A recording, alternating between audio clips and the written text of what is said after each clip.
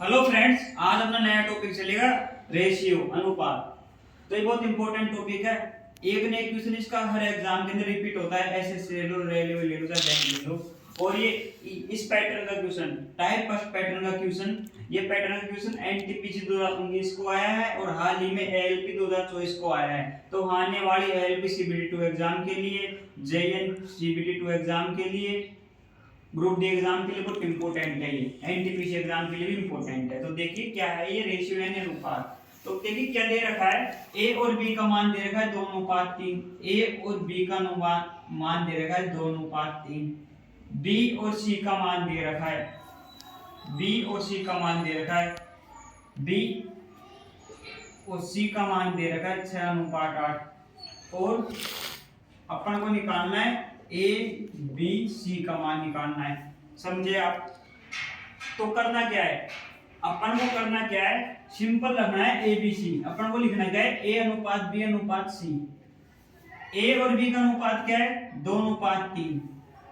रुको आप, अपन को करना क्या है, देखिए आपका फोकस बोर्ड के ऊपर होना चाहिए। अपन को करना क्या है, एक ए और बी का अनुपात दे रखा है ना, पहले तो ए और बी का अनुपात लिख दो, 2:3। अब देखिए, अब अपन को किसका अनुपात दे रखा है, बी अनुपात सी दे रखा है ना, तो बी अनुपात सी लिख दो। लेकिन कहां से लिखेंगे, जस्ट बी के नीचे से।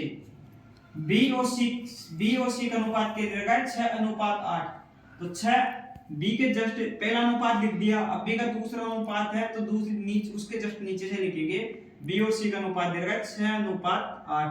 बस आपको तो इस पे ध्यान रखना है। अब करना क्या है, देखिए ये अनुपात लगा दो, दोनों साइड लगा दिया। अब इधर खाली है, खाली से पहले क्या है, 3 है तो 3 लिख दो। इधर खाली है, खाली के बाद क्या है, खाली के बाद या खाली के पहले, खाली से पहले क्या है, खाली के बाद क्या है 6, तो इधर 6 लगा दो।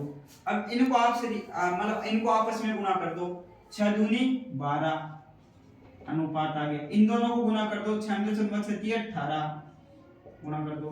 8 इन दोनों को गुना कर दो, 8 में 8 8 24 कर दिया गुना।